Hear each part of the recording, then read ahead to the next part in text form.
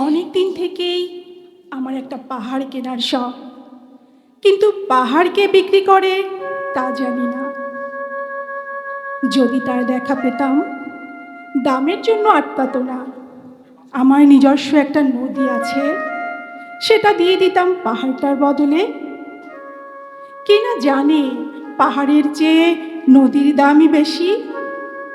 পাহাড় স্থান, নদী বহমান, তবু আমি নদীর বদলে পাহাড়টাই কিনতাম, কারণ আমি ঠকতে চাই।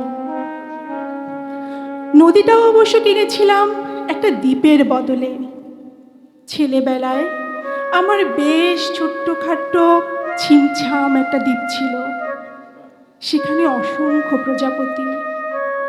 শৈশবে দ্বীপটি ছিল আমার বড় প্রিয়। আমার যৌবনে দ্বীপটি আমার কাছে মাপে ছোট লাগলো। প্রবাহমান ছিপছিপে তন্বী নদীটি বেশ পছন্দ হলো আমার। বন্ধুরা বলল, ওইটুকু একটা দ্বীপের বিনিময়ে এত বড় একটা নদী পেয়েছিস, খুব জিতেছিস তো মাইরি। তখন আমি জয়ের আনন্দে বিহ্বল হতাম। তখন সত্যিই আমি ভালোবাসতাম নদীটিকে। নদী আমার অনেক প্রশ্নের উত্তর দিত, যেমন, বলো তো আজ সন্ধ্যাবেলা বৃষ্টি হবে কিনা। সে বলতো, আজ এখানে দক্ষিণ গরম হাওয়া।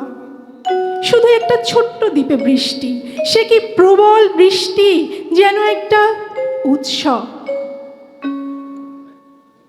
আমি সেই দ্বীপে আর যেতে পারি না। সে জানতো, সবাই জানে, শৈশবে আর ফেরা যায় না। এখন আমি একটা পাহাড় কিনতে চাই। সেই পাহাড়ের পায়ের কাছে থাকবে গহন অরণ্য।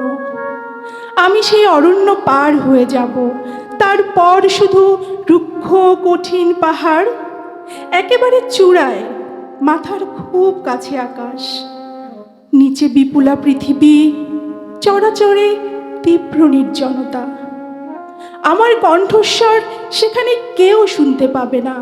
আমি ঈশ্বর মানি না, তিনি আমার মাথার কাছে ঝুঁকে দাঁড়াবেন না। আমি শুধু 10 দিককে উদ্দেশ্য করে বলবো, প্রত্যেক মানুষই অহংকারী। এখানে আমি একা, এখানে আমার কোনো অহংকার নেই।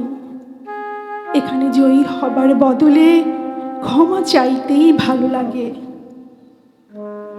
হে 10 দিক, আমি কোনো দোষ করিনি, আমাকে ক্ষমা করো, ক্ষমা করো, ক্ষমা করো।